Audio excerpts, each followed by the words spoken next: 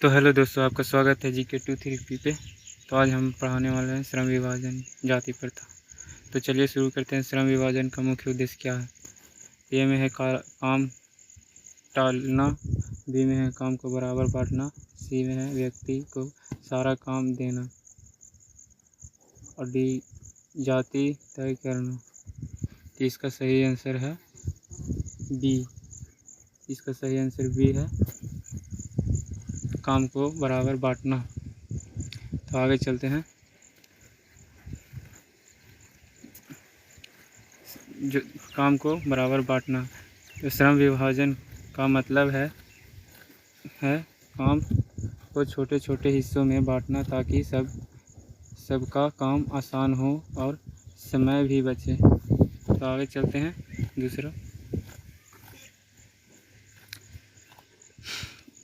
दूसरा पूछ रहा है कि जाति प्रथा का सबसे बड़ा नुकसान क्या है? जाति प्रथा का सबसे बड़ा नुकसान क्या है?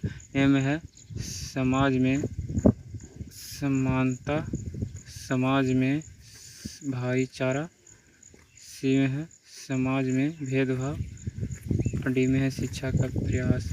जाति प्रथा का सबसे बड़ा नुकसान पूछ रहा है, इसमें क्या होगा? तो इसमें होगा सी, जो भेदभाव। सी होगा भेदभाव। इसमें क्या होगा? सी होगा समाज में भेदभाव। तो जाति प्रथा लोगों में ऊंच नीच का भाव पैदा करती है और समाज को बांट देती है। तो आगे चलते हैं। श्रम विभाजन किस आधार पर होना चाहिए? जाति के आधार पर, ए में है जाति के आधार पर, बी में है धन के आधार पर और सी में है व्यक्ति की योग्यता और रुचि के आधार पर और डी में है धर्म के आधार पर। तीन में से कौन होगा? श्रम विभाजन के आधार पर होना चाहिए। इसमें क्या है? व्यक्ति की योग्यता और रुचि के आधार पर। ये सी इसका आंसर है। तो सी है इसका आंसर, व्यक्ति की योग्यता और रुचि के आधार पर। तो अगर काम क्षमता और रुचि के अनुसार बांटा जाए तो परिणाम बेहतर और तेज होते हैं। तो अगला चलते हैं। जाति प्रथा में काम का बंटवारा किस प्रकार आधारित था? ए में है शिक्षा, बी में है जन्म, सी में है परिश्रम, डी में है प्रतियोगिता। इसका आंसर क्या होगा? जाति प्रथा में काम का बंटवारा किस पर आधारित था? इसका होगा जन्म पर, बी। क्या था? बी। तो जन्म। जाति प्रथा में व्यक्ति का पेशा उसके जन्म से तय होता था, चाहे उसमें उसकी रुचि हो या नहीं। तो आगे चलते हैं।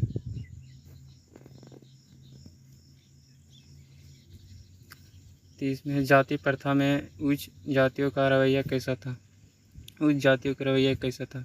समाज बराबर मानना, श्रमिकों का सामान्य करना, श्रमिकों को नीचा दिखाना, श्रमिकों से सीखना।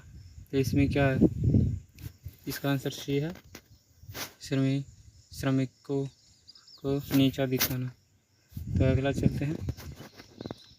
अगला कहाँ चलते हैं? इसका ये डिस्क्रिप्शन में जो बताएगा उसको तो समझो।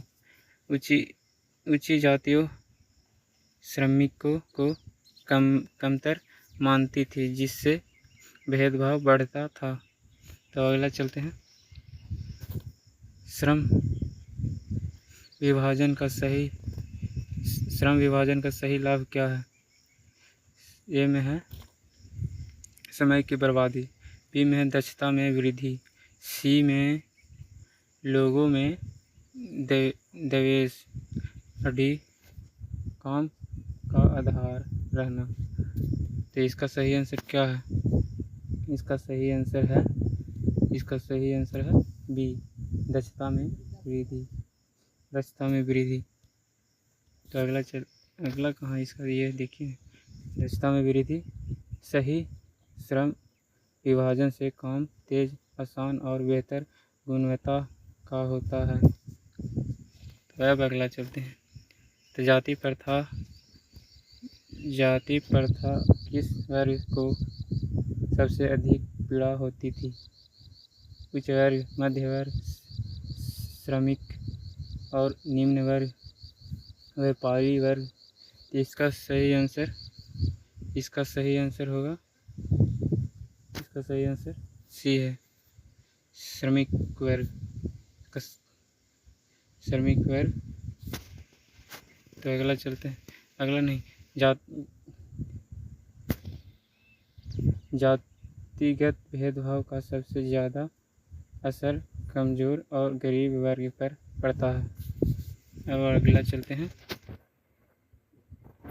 जाति प्रथा के कारण समाज में क्या फैला?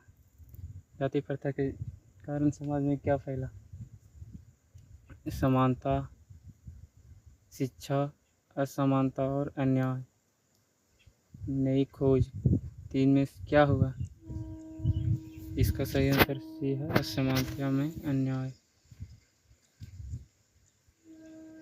असमानता में अन्याय। तो इस व्यवस्था ने बराबरी की भावना खत्म कर दी और सामाजिक अन्याय बढ़ाया। अगला चलते हैं। श्रम विभाजन का आधार जाति बनाने से क्या होता है?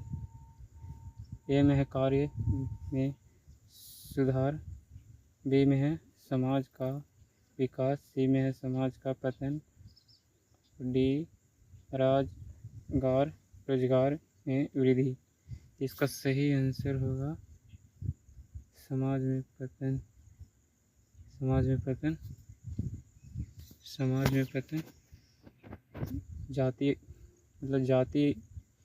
जाति आधार श्रम विभाजन से योग्य लोग अपनी क्षमता का सही उपयोग नहीं कर पाते और समाज पिछड़ा है। चलिए अगला चलते हैं। पूछ रहा, जाति प्रथा को समाप्त करने का सबसे बड़ा उपाय क्या है?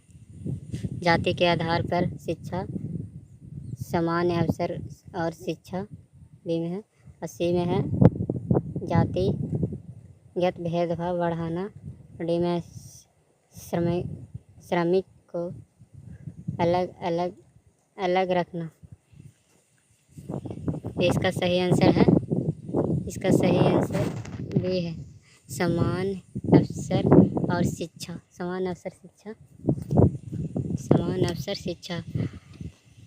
शिक्षा और अवसर की बराबरी से ही जातिगत भेदभाव मिटाया जा सकता है। शिक्षा और अवसर की बराबरी से ही जातिगत भेदभाव मिटाया जा सकता है। तो अगला चलते हैं। श्रम विभाजन कब उपयोगी है? जब यह बराबरी और योग्यता पर आधारित हो, जब यह जाति पर आधारित हो, जब केवल अमीरी लोग काम करें, जब कोई काम न करे। तो इसका सही आंसर क्या होगा? इसका सही आंसर यह है, जब यह बराबरी और योग्यता पर आधारित हो।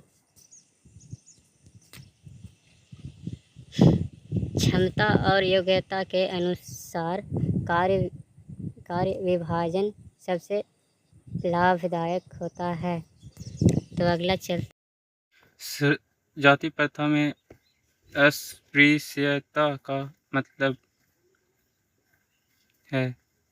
जाति प्रथा में अस्पृश्य का मतलब किसी से प्यार करना, किसी को छूना, किसी को छूने योग्य न मानना डी में है किसी की मदद करना, तो इसका सही आंसर है सी, किसी को छूने योग्य न मानना, किसी को छूने योग्य न मानना। अस्पृश्यता एक अमानवीय प्रथा जिसमें कुछ लोग को छूना भी अपमानजनक माना जाता है।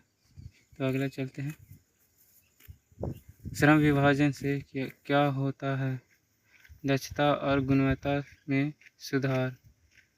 बी में है काम का नुकसान, लोगों में दूरी। डी में है बेरोजगारी। तो इसका सही आंसर ए है, दक्षता और गुणवत्ता में सुधार। तो सही कार्य विभाजन से उत्पादन और गुणवत्ता दोनों बढ़ती है। अगला चलते हैं। जाति प्रथा के कारण भारत में क्या प्रभावित हुआ? ए में है सामाजिक एकता, जातिगत घृणा, राष्ट्र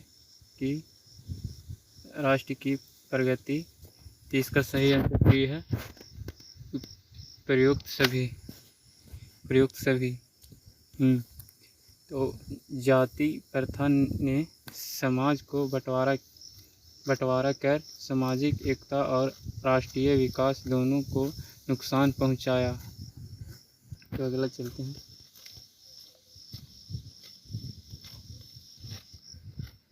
जाति प्रथा को खत्म करने वाले प्रमुख नेता कौन थे? महात्मा गांधी, भीमराव अंबेडकर, पंडित नेहरू, भगत सिंह। तो इसका सही आंसर क्या है? भीमराव अंबेडकर।